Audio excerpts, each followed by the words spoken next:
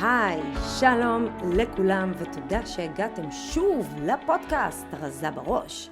הפודקאסט שמיועד לכל מי שמאס בעולמות הדיאטה המקובלים, פודקאסט שמקנה ידע וכלים מנטליים והתנהגותיים כדי לצאת מהמאבק היומיומי עם האוכל לחופש מוחלט.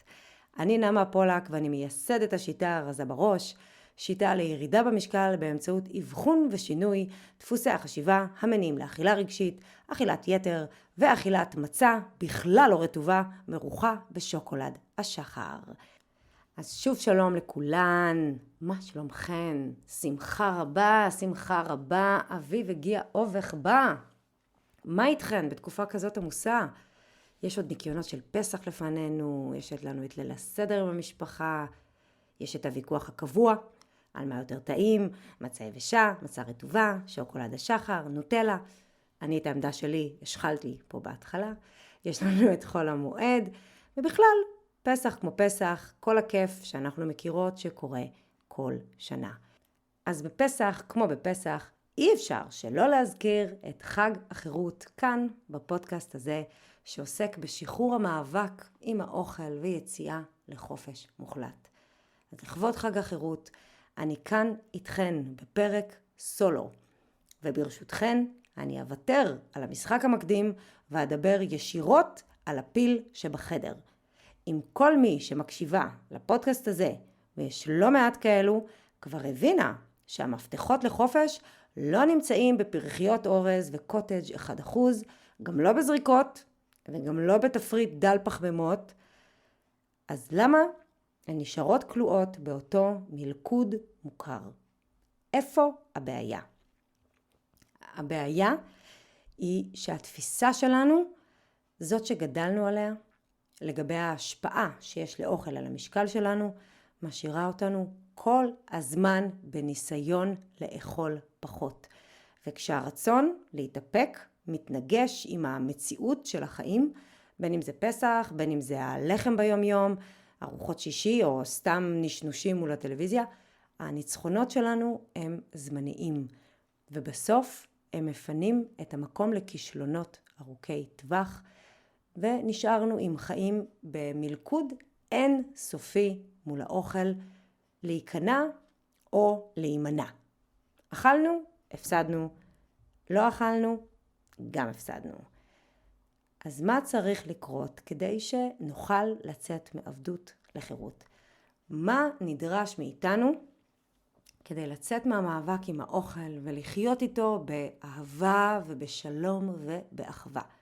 אם נמאס לנו לעשות דיאטות, אם נמאס לנו לחיות בעולם של דיאטות ואנחנו רוצות חיים אחרים, מה שנדרש מאיתנו הוא לוותר על המשוואות הדיאטטיות. נשמע פשוט. ומה מונע מאיתנו לעשות את השינוי הזה? אז כמו בכל שינוי, מה שעוצר אותנו הוא ההבנה המודעת והלא מודעת, שכדי לעבור למקום חדש, אני צריכה לוותר על מה שאני מכירה ויודעת. ואם נמאס לי לחיות בעולם של דיאטות, כי בא לי לאכול ובא לי שזה לא יעמוד בסתירה לרצון שלי לרדת במשקל או לא לעלות, אני צריכה לוותר על הדרך שבה אני רגילה לחשוב על מה שאכלתי, ולוותר על המידע שיש לי בראש לגבי איך האוכל שאכלתי ישפיע על הגוף שלי. לוותר על האסטרטגיות שצברתי מתוך הניסיון האישי שלי לאורך השנים לאיך יורדים במשקל.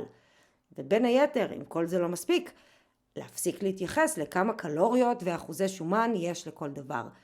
זאת אומרת שאני צריכה לוותר על מה שאני יודעת ועל מה שאני חושבת שהגיוני שיקרה בקשר שבין אוכל, גוף ומשקל. אבל איך אני אמורה לוותר על מה שאני חושבת שהוא נכון? מה שהוכיח את עצמו שהוא נכון? ומה שאני חוויתי על בשרי במציאות שלי שהוא נכון. אז מהסיבה הזאת בדיוק אני מקליטה לא רק את הפרק הזה, אלא את הפודקאסט בכלל. שינוי דעתנו הוא הצעד הראשון לשינוי המציאות שלנו. ואני רוצה לצטט קטע קצר שכתב הרופא, דוקטור ג'ו דיספנזה. בכדי לשנות את חייכם, שנו את האמונה על טבעה של המציאות. אתם חייבים לשנות מן היסוד את המחשבה מדוע דברים קורים, וזאת על מנת שתפיקו תוצאות רצויות וארוכות טווח. כדי שתוכלו לעשות זאת, עליכם להיפתח לפרשנות חדשה של מהו מציאותי ומהו אמיתי. אז בפרק הזה אתן הולכות לקבל זווית אחרת לחלוטין, שעשויה לעזור לכן לראות באופן שונה לגמרי את מה שחשבתן שהוא אמת אחת.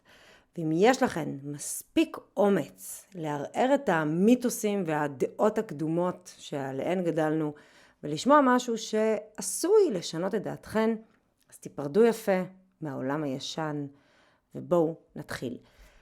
מהי אמת ומהי מציאות? האמת היא האמונה שלנו, המחשבות שלנו, מה שאנחנו מאמינות שהוא נכון, והמציאות היא רק התצוגה. היא האופן שבו האמת שלנו מתממשת ובאה לידי ביטוי בחיינו. ואם למשל אנחנו מאמינות שהירידה במשקל קורית רק בלי גלוטן ובלי סוכר, אז כדי שהאוכל הזה יהיה חלק מהתפריט שלנו במשקל הרצוי, אנחנו צריכות לשנות את מה שאנחנו מאמינות לגבי ההשפעה שיש לגלוטן וסוכר על המשקל שלנו. כן, אנחנו צריכות לשנות את מה שאנחנו תופסות כאמת אובייקטיבית, מחקרית ועובדתית.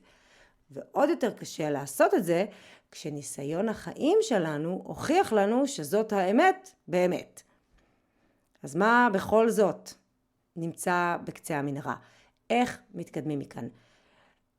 אם אני לא רוצה לחיות במשוואה של ספירת קלוריות מול משקל, חסר לי פה משתנה נוסף שישנה את מאזן הכוחות הזה. כי עולם הדיאטות מתייחס רק לשני שחקנים, אוכל ולגוף שלנו. ומאזן הכוחות הזה משאיר אותנו כל הזמן בהפסד. כי האוכל הוא בעל ההשפעה היחידי במשוואה הזאת על הגוף.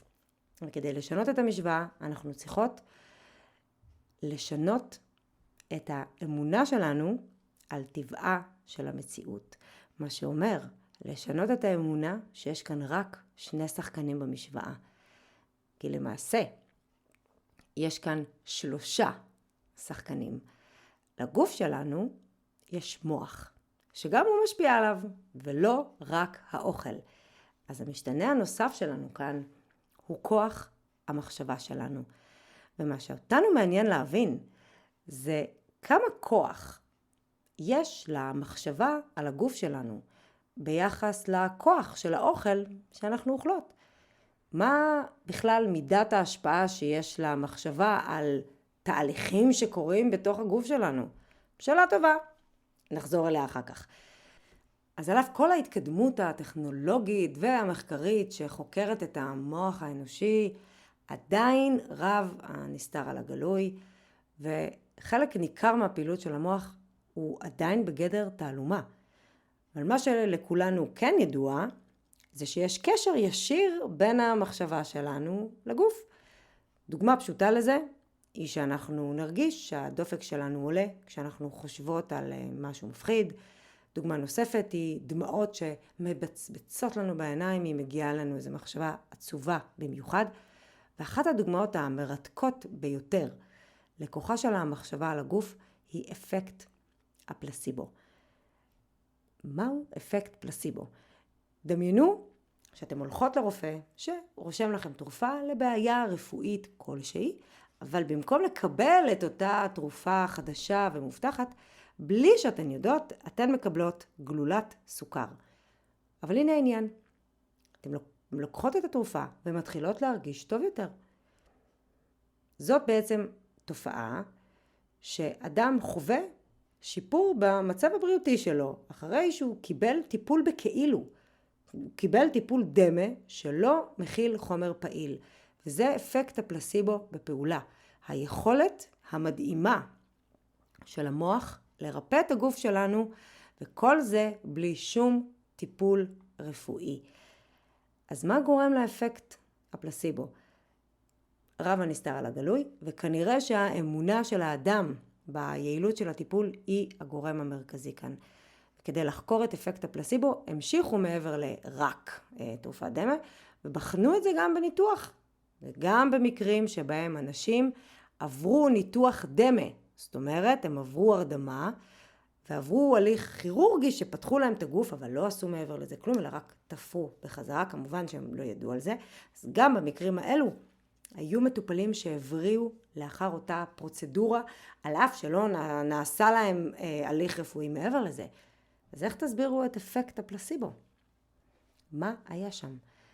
אז האמונה של האדם, הכוח של המחשבה, זה מה שגרם לשינוי במצב הבריאותי. כי כשאדם מאמין שהוא מקבל טיפול רפואי יעיל, המוח תומך במה שהוא מאמין, ובתגובה הוא משחרר חומרים כימיים כמו דופמין, אנדורפינים, אלה דברים שתורמים באופן מציאותי לשיפור במצב הבריאותי שלו. מה שמחזיר אותנו לשאלות במוקד הפרק של היום. מהי אמת ומהי מציאות? והאם יכול להיות שהמשוואות הדיאטטיות שכולנו מכירות, אלו שהוכיחו את עצמן שוב ושוב ושוב, הן בכלל אפקט פלסיבו? והאם יכול להיות שההשפעה של האוכל על הגוף שלנו נוצרה בגלל מה שאנחנו מאמינות שאמור לקרות? וכדי שנוכל להגיע לקורסון בקצה המנהרה ולקבל תשובה על השאלות האלו, אני הולכת לספר לכם על 3 מחקרים שונים, שיחד הם יוצרים תמונה שונה בהרבה לגבי מאזן הכוחות הזה שמתקיים בין אוכל, גוף ומחשבה, מה שעשוי להיות כרטיס היציאה שלכם מהמאבק האינסופי לאכול פחות. והמחקר הראשון שעליו נדבר היום הוא מחקר חדש משנת 2023 שנעשה באוניברסיטת הרווארד בארצות הברית, ובמחקר הזה רצו לבדוק האם לתפיסת הזמן שלנו יש השפעה ישירה על קצב ההחלמה והריפוי של הגוף מפציעות. בואו ניתן דוגמה קטנה להמחשה. אם אני עכשיו במטבח ונחתכתי כזה בקטנה מסכין, אני יודעת שככל שיעבור הזמן אז הפצע יתרפא יותר. אני יודעת שאחרי 10 דקות הוא ייסגר קצת, ואחרי חצי שעה הוא כבר ייסגר יותר וכן הלאה והלאה. ואת החוקרים עניינה השאלה, אם אני חושבת שעברה חצי שעה, אבל בפועל עברו רק 10 דקות, האם זה ישפיע על קצב הריפוי של הגוף? שאלה מעניינת. האם התפיסה שלנו לגבי פרק הזמן שחלף משפיעה על קצב הריפוי של הגוף בפועל? כדי לבדוק את השאלה, הצוות של החוקרים בחרו להשתמש, לא תאמינו, בכוסות רוח. רובכן בטוח מכירות טכניקה מאוד פופולרית בארץ לטיפול במחלות וכאבים. זאת טכניקה שבעצם לוקחים כוס ומצמידים את השפה של הכוס לגוף, ונוצר איזה מין וקום כזה ששואב לתוך הכוס את האור שנמצא מתחתיה. ומה שקורה זה שהוואקום של הכוס יוצר איזה פציעה קטנה. הוא פוגע בנימי הדם ונוצר שטף דם, עגול כזה, נשאר על האור כמה שעות ויותר. במחקר הזה הם רצו לבדוק באמצעות אותה פציעה קלה ומבוקרת, לא יחתכו אף אחד בסכין, באיזו מהירות הנבדקים התאוששו ממנה, ונתנו לזה 28 דקות. הם הניחו על הזרוע של הנבדקים את הכוס ויצרו את הפציעה המבוקרת, ומיד אחרי שהסירו את הכוס, צילמו את הסימן האדום שנוצר ממנה, וצילמו שוב את מה שנותר מהסימן האדום הזה אחרי 28 דקות, תמונות של לפני ואחרי. עכשיו אנחנו מגיעות לחלק המעניין. במהלך ה-28 דקות שהנבדקים חיכו, נתנו להם לשחק במשחק שהיה במחשב מולם, ולצד המחשב שמו שעון קטן שהם יוכלו לראות כמה זמן עבר. מה שהנבדקים לא ידעו, זה שהחוקרים מתמרנים את תחושת הזמן שלהם. זאת אומרת, באחת הפעמים, השעון שהיה לצד המחשב, תומרן ככה שהוא זז בקצב כפול מהרגיל. זאת אומרת שהנבדק חשב שחלפו 56 דקות. במקרה אחר, השעון תומרן לזוז בחצי מהקצב האמיתי שלו, אז הנבדק חשב שעברו רק 14 דקות, למרות שעברו 28 דקות. במקרה השלישי לא עשו שום מניפולציה על השעון, והנבדק ידע שעברו 28 דקות. חשוב לציין שכל אחד מהנבדקים עבר את 3 המצבים השונים של הניסוי בסדר אחר וב3 ימים שונים. ואת התמונות שצילמו העבירו ל-25 שופטים שלא ידעו על מהלך הניסוי. מה לעשות, הרווארד יוניברסיטי, הם עושים את זה כמו שצריך. אז ביקשו מהשופטים לדרג את מידת הריפוי של הפצע בסולם 1 עד 10. השופטים לקחו את התמונות, עשו השוואה בין המצב של הפצע ברגע שהסירו את הכוס למצב של הפצע אחרי 28 דקות, ולפי זה הם דירגו את מידת ההחלמה. וההבדלים שהם מצאו בין המצבים השונים היו די ברורים. בצמדים של התמונות שבהם הנבדק חשב שעברו 14 דקות, רמת הריפוי קיבלה מהשופטים דירוג ממוצע של 6.1. וכשהזמן לא תומרן בכלל ועברו 28 דקות, רמת הריפוי הממוצעת קיבלה ציון 6.4. ובמצב השלישי, כשהנבדקים חשבו שחלפו 56 דקות, הדירוג הממוצע שהתקבל מהשופטים, ששוב אני מזכירה, לא ידעו על מהלך הניסוי ועל המניפולציה עם השעון, הייתה 7.3. מרמת ריפוי ממוצעת של 6.1, אנחנו ברמת דירוג ממוצעת של 7.3. מה זה אומר?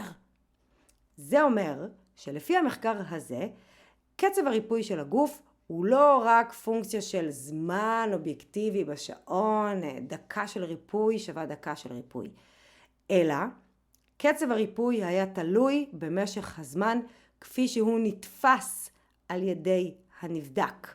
שימו לב מה זה אומר. הם הצליחו לספק הוכחה שהתפיסה שלנו, מה שאנחנו חושבות שאמור להיות, משפיעה על התוצאות במציאות, בשטח. הגוף מיישר קו עם מה שאנחנו מאמינות. כשהנבדקים רק חשבו שעברו 56 דקות, רמת הריפוי של הפצע הייתה גבוהה יותר. מה שמעלה אצלי מיד את השאלה, מה זה אומר לגבי קצב ירידה במשקל? האם הקצב ירידה שלנו תלוי במשתנים חיצוניים, כמה אכלנו, כמה הוצאנו, או שיש גם משמעות לקצב שאנחנו מאמינות שאמור להיות? ומה זה אומר לגבי קצב חילוף החומרים שלנו? ולפני שאתם מחליטות על תשובה, בואו תשמעו על שני המחקרים הבאים, ואז תקבלו החלטה. המחקר השני, שעליו אני רוצה לדבר, גם הוא מחקר של אוניברסיטת הרווארד, ובו רצו לבדוק האם למחשבות שלנו על אימון גופני, יש השפעה על התוצאות שנקבל מהאימון. השאלה שאותה הם בדקו במחקר היא, האם יש הבדל בתוצאות שאנחנו נראה במציאות בגוף שלנו, בין אנשים שעושים פעילות גופנית אבל לא מודעים לזה שהם עושים פעילות גופנית, לבין אנשים שעושים את אותה פעילות אבל כן מודעים לזה. אז כדי לבדוק את השאלה הזאת, לקחו קבוצה של נשים שעושה הרבה מאוד פעילות גופנית, אבל לא מודעת לזה. חדרניות בבית מלון. לקחו קבוצה של 84 חדרניות שעבדו ב7 מלונות שונים ברחבי ארצות הברית. אלו חדרניות שעובדות במשך הרבה שעות רצופות, זאת עבודה פיזית שדורשת מהם להפעיל כמות גדולה של שרירים, ובהתאם לזה הם גם שורפות כמות גדולה מאוד של קלוריות במהלך שעות העבודה שלהן. אבל מסתבר שהחדרניות בכלל לא תפסו ככה את העבודה שלהן, כי כששאלו אותם, האם אתן מתאמנות באופן קבוע, אז 2/3 מהן אמרו שלא. וכששאלו אותן בסולם של 1 עד 10, כמה פעילות גופנית את עושה, 1/3 מהם אמרו 0. במחקר הזה בדקו מה יקרה אם ניצור שינוי במיינדסט שלהם לגבי הפעילות הגופנית שהן עושות במהלך העבודה. האם הגוף שלהן יגיב אחרת ממצב שבו הן לא היו מודעות לזה שהן עושות פעילות, למצב שבו הן כן היו מודעות לזה. זאת אומרת, שינוי באופן שהן חושבות יבוא לידי ביטוי במדדים הגופניים שלהם, שאלה חשובה מאוד ורלוונטית מאוד בתקופה של ניקיונות לפסח, וגם בחול המועד וגם אחרי פסח וכן הלאה וכן הלאה. אז חילקו אותן לשתי קבוצות, ולקחו מעין מדדים גופניים, מדדו משקל, לחץ דם, אחוז שומן בגוף, ועל הדרך ככה גם את מידת שביעות הרצון שלהן מהעבודה. לחצי מהקבוצה הזאת הראו מצגת של 15 דקות, שבה הוסבר להן בצורה משכנעת מאוד שהעבודה שלהן אכן משפיעה על הגוף בדיוק כמו פעילות גופנית. בעצם הראו להן נתונים אמיתיים לגמרי במצגת יפה, מסודרת, על כמות הקלוריות שהן שורפות בעבודה שלהן בזמן המשמרת. הן שואבות אבק, מנקות שירותים, מחליפות סדינים, נתנו להן נתונים על השרירים שהן מפעילות בעבודה הזאת, והראו להם איך למעשה העבודה שלהן היא שוות ערך לאורח חיים פעיל. וזהו, 15 דקות וביי. אחרי 4 שבועות חזרו לבדוק ולמדוד את שתי הקבוצות. בקבוצת הביקורת שלא צפתה במצגת ולא קיבלה את המידע הזה, לא הראתה שינוי במדדים שנלקחו. אנשים בקבוצה שכן ראו את המצגת והשתכנעו על בסיס המידע שהם קיבלו, שהעבודה שלהם היא שוות ערך לפעילות גופנית, זאת אומרת, אנשים ששינו את האופן שבו הן חושבות על העבודה שלהם, נראו אחרת. הם ירדו במשקל, לחץ הדם שלהם ירד בצורה משמעותית, אחוז השומן בגוף ירד, והם גם הראו שביעות רצון גדולה יותר מהעבודה שלהם. ואלו תוצאות של מצגת של 15 דקות בלבד. וכל זה בלי שהם שינו את ההתנהגות שלהם. הם עבדו את אותן שעות, לא קיבלו עוד משמרות, לא הצטרפו לחדר כושר. כל השינויים הגופניים האלו הם השיגו בכך שהם נסו את אותה עבודה בדיוק, רק חשבו אחרת לגביה. הרווארד יוניברסיטי. מה זה אומר? האם אנחנו הופכות להיות חזקות וחטובות בגלל השעות בחדר כושר, או שאנחנו נהפוך להיות חזקות וחטובות בגלל מה שאנחנו מאמינות שכושר הופך אותנו לכאלו? ומה שמעלה אצלי מיד את המסקנה המתבקשת, והיא שאם אנחנו רוצות להשיג את התוצאות הנפלאות של אימון גופני, יש לנו 2 אפשרויות. 1, אימון גופני, חשוב מאוד, בריא מאוד, חשוב גם למצב רוח שלנו, שווה לעשות. 2, להתחיל להתייחס לדברים שאנחנו עושות ביום יום, שהם שווה ערך לפעילות גופנית, כאימון גופני לכל דבר. ולכולנו יש כאלו בשוטף. למשל, לנקות את הבית, לשאוב, להחליף מצעים, לרוץ אחרי הילדים, להרים את הילדים. בכלל, אם תחשבו על זה, הרבה מאיתנו כאן עושות יופי של פעילות גופנית, משעה 4 שמשעות הילדים עד שעה 7-8 בערב. זה בין 3 ל-4 שעות של פעילות גופנית כל יום. רק שעד עכשיו הם לא ספרו את זה. ומה שהמחקר הזה מוכיח לנו, זה שאם זה לא קיים במחשבות שלנו, אז זה גם לא קיים במציאות שלנו. ואם את רוצה להוסיף פעילות גופנית, אז רגע לפני שאת מוסיפה לך אימונים או נרשמת לחדר כושר, ואת יודעת שתגיעי אליו פעמיים, אז עכשיו שאת יודעת את זה, בואי תחשבי מה את כבר עושה במהלך היום, ולא החשבת אותו עד עכשיו כפעילות גופנית. ולציניקניות ביניכן, אני רוצה להזכיר את הניסוי הקודם שדיברתי עליו, שבו הוכח שאם אנחנו מאמינות שנדרש פרק זמן מסוים על מנת ששינוי יתרחש בגוף שלנו, אז הגוף שלנו מתאים את עצמו, לפי מה שאנחנו מאמינות שאמור לקרות. האמת שלנו יוצרת ביטוי במציאות. והמחקר השלישי והאחרון, שעליו אני רוצה לדבר היום, הוא מחקר פורץ דרך בעיניי, שערכו באוניברסיטת ייל בארצות הברית, והמחקר בדק האם הגוף שלנו מגיב בהתאם לאוכל שאנחנו אוכלות, זאת אומרת לקלוריות ולערכים התזונתיים המדידים של האוכל, או האם הגוף שלנו מגיב בהתאם למה שאנחנו חושבות על האוכל שאנחנו אוכלות. תופים, המחקר הזה ידוע בכינוי מחקר המילקשק, לחלקכן זה לא תהיה הפעם הראשונה שתשמעו על המחקר הזה, אני דיברתי עליו לא פעם, לא פעמיים, גם באופן ישיר עם הרבה מאוד אנשים, גם בפוסטים, בפייסבוק, המלצתי לראות את ההרצאת TED של מי שעמדה אז בראש הצוות, החוקרת דוקטור עלי אחרום, ובואו נראה איך באוניברסיטת ייל בדקו את העניין הזה.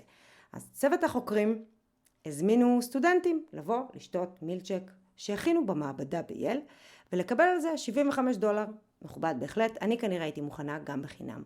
ובתמורה לכסף יילקחו מהסטודנטים דגימות דם בזמן שהם יושבים ושותים את השייק שלהם.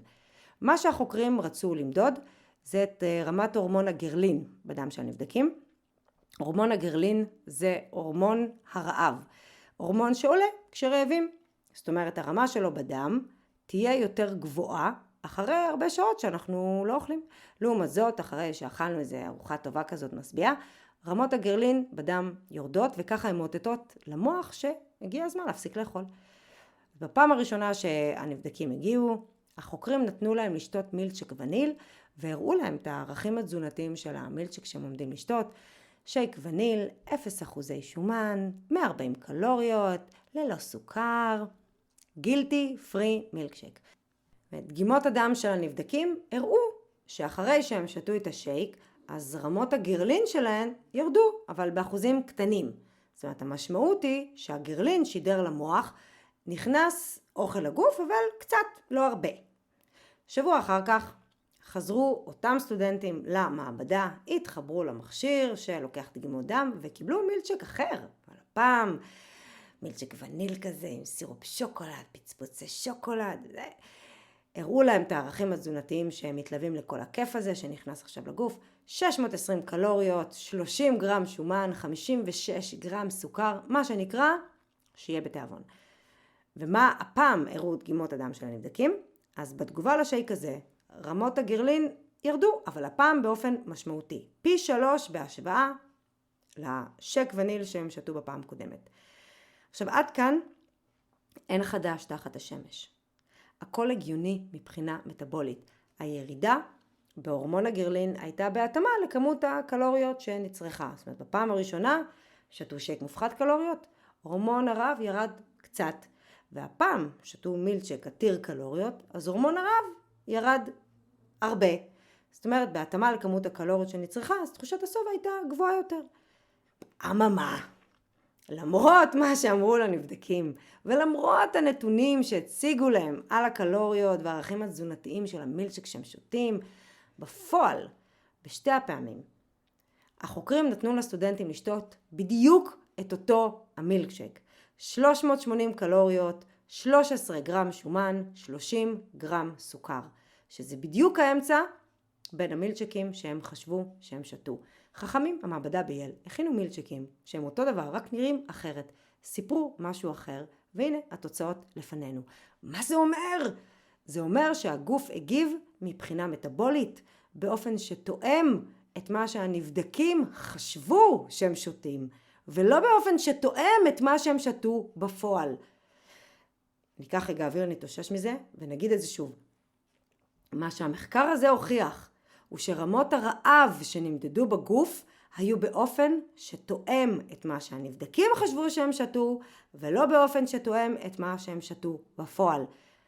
אני לא יודעת מה איתכן, אבל בפעם הראשונה שאני שמעתי על המחקר הזה, עף לי המוח. ואחרי שהלכתי, הורדתי את המחקר ובדקתי בעצמי מה כתוב בו, עף לי המוח ולא חזר. ואני מצטטת לכן מהמחקר עצמו, כמובן אחרי שתרגמתי אותו לעברית.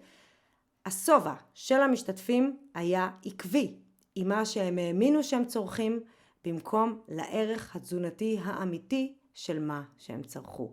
מסקנות, נקודתיים, צורת החשיבה משפיעה באופן משמעותי על התגובות הפיזיולוגיות למזון. אוניברסיטת ייל, ארצות הברית. ומה כל זה ביחד אומר לנו? כל שלושת המחקרים, אבל לא סתם בחרתי לדבר על שלושת המחקרים הספציפיים האלו. מה שמשותף לשלושת המחקרים זה שבשלושתם הנבדקים במחקר נמדדו בתגובה למניפולציה מחשבתית שנעשתה להם. הנבדקים נמדדו כשהם נמצאים במיינדסט מסוים, שהם מחזיקים בדעות ואמונות לגבי כושר, לגבי זמן ריפוי, לגבי קלוריות וכדומה. והם נמדדו גם כשהם נמצאים כבר במיינדסט אחר, כשהם חושבים אחרת על אותם דברים. ובניסוי של השעון, כל נבדק עבר את המצבים השונים בסדר אחר, וקצב הריפוי של הפצע של הנבדקים נבדק גם ב-14 דקות, גם ב-28 דקות וגם ב-56 דקות. בפועל זה היה רק 28 דקות, אבל תפיסת הזמן שלהם נמדדה. ובניסוי של החדרניות, הם נמדדו לפני אותה מצגת של 15 דקות, שיצרה את השינוי במיינדסט, וגם כמה שבועות אחרי השינוי המחשבתי שהם עשו. ובניסוי של המילצ'ק, הסטודנטים נמדדו גם בתגובה לשייק דל קלוריות, וגם בתגובה לשייק עתיר קלוריות. זאת אומרת, יש לנו כאן 3 מחקרים שמראים מדידה השוואתית של מצבי תודעה שונים. זאת השוואה שמוכיחה לנו שהשינוי במיינדסט של הנבדקים הוא זה שהשפיע על התגובה הפיזיולוגית שלהם. זאת השוואה שמראה לנו איך אמת פנימית יוצרת מציאות בהתאם. ובדיוק כמו אפקט הפלסיבו, שכשאנשים האמינו שהם מקבלים תרופה שתרפא אותם, הגוף שלהם ריפא את עצמו, אז כשאותן נשים האמינו שהעבודה שהן עושות נחשבת כפעילות גופנית, שזאת הפכה להיות האמת שלהן, הגוף שלהן הגיב בהתאם ושיקף את האמת הזאת במציאות. המשקל ירד, לחץ הדם ירד, אחוז השומן בגוף ירד. זאת אומרת, ראינו שינוי של המדדים הפיזיולוגיים שלהן באופן שתואם לשינוי שנעשה מפעילות גופנית. וגם כשאנשים האמינו שהם צורכים כמות גבוהה של קלוריות, הגוף שלהם הגיב במציאות כאילו הם צרכו יותר קלוריות. וכשהם חשבו שהם צורכים משהו דיאטטי, דל קלוריות, אז במציאות רמות הרעב בגוף נשארו גבוהות. זאת אומרת, האמת הפנימית שלהם יצרה ביטוי מציאותי בגוף שלהם. ומה זה אומר לגבינו? כשאנחנו אומרות ממחר דיאטה, מה שאנחנו בעצם מספרות לגוף שלנו, ברמת המסר שאנחנו מעבירות לו, זה שהאמת היא שממחר אתה הולך לקבל מספר קטן של קלוריות, אז אתה הולך להישאר רעב. ובהתאם לזה, כמו שניתן לראות במחקר של המילצ'ק, במציאות הורמון הרעב עולה. זאת אחת הסיבות לסטרס שנוצר לנו בגוף, שאנחנו מבטיחות שממחר וזאת גם הסיבה למה הממחר הזה לא מחזיק מעמד. כי בכל פעם שאנחנו נגיד את זה, אנחנו נרגיש הרבה יותר רעבות. ובפועל אנחנו נאכל יותר. ומה קורה לנו בגוף? כשמגיע סוף היום, ואת מתחילה לעבור בראש על רשימת הדברים שאכלת במהלך היום, וזה כדי שתוכלי לקבל החלטה, האם את יכולה להרגיש טוב עם עצמך או לא. כן, כולכן כאן מכירות את טקס ההכתרה הזה, שבו את רוצה לתת ליום הזה איזה ציון עובר או נכשל.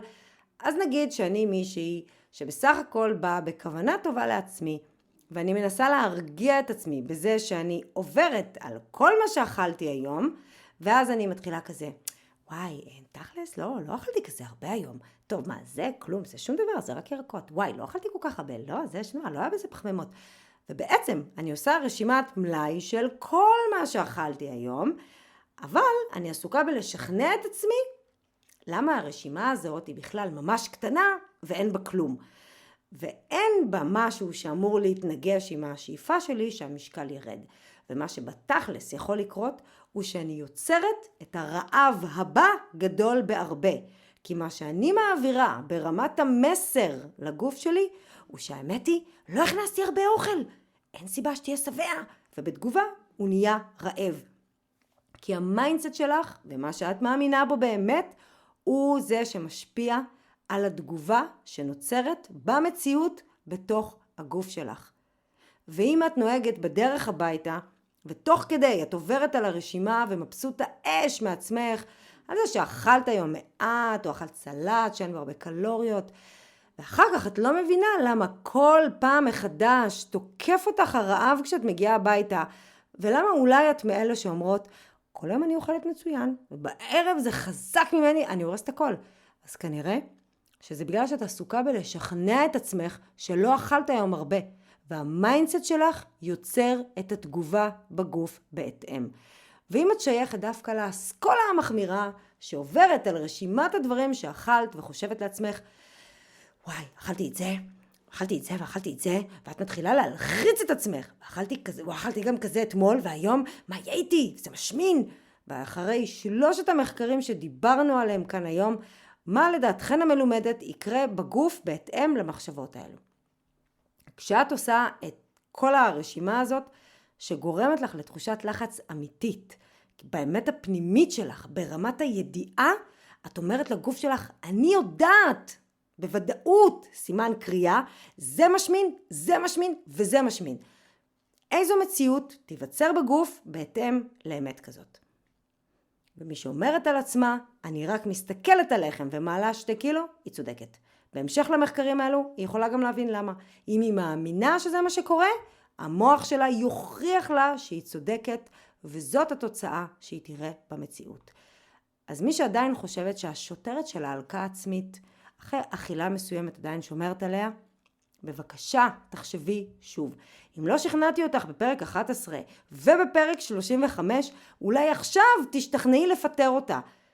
כי ככל שיותר תתעסקי בזה, וככל שהפחד שאת תרגישי מהתוצאות של האוכל יהיה יותר אמיתי, והוא אמיתי והוא כנה לגמרי, כי את הרי יודעת בוודאות, בביטחון גמור, איך האוכל שאכלת אמור להתבטא בגוף שלך, ומזה את מפחדת.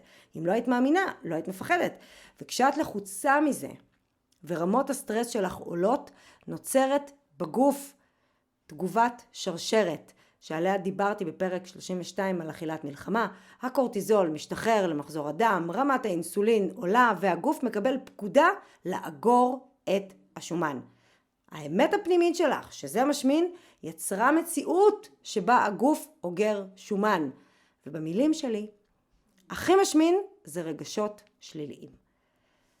לסיכום, על אף שהנטייה של רובנו היא להאמין שההשפעה של האוכל על הגוף שלנו היא בהתאם לאיזה נתונים מספריים עובדתיים במרכאות, או אובייקטיביים במרכאות כפולות ומכופלות, כי ככה לימדה אותנו שפת הדיאטות במשך שנים, ועל אף הנטייה של הרבה מאיתנו למדוד האם היה לנו יום מוצלח או לא, לפי מה שאכלנו או לא אכלנו, ולהתייחס לאכילה כמבחן אישיות, אני רוצה שנבין שהתמונה יותר מורכבת. אין פה רק 2 שחקנים, יש פה 3 שחקנים במשוואה. המשקל הגוף שלנו זו כבר לא רק שאלה אובייקטיבית של כמה קלוריות הוצאנו או הכנסנו, או איזה ערכים תזונתיים יש באוכל, וזו לא רק שאלה של כמה שעות בילינו בחדר כושר.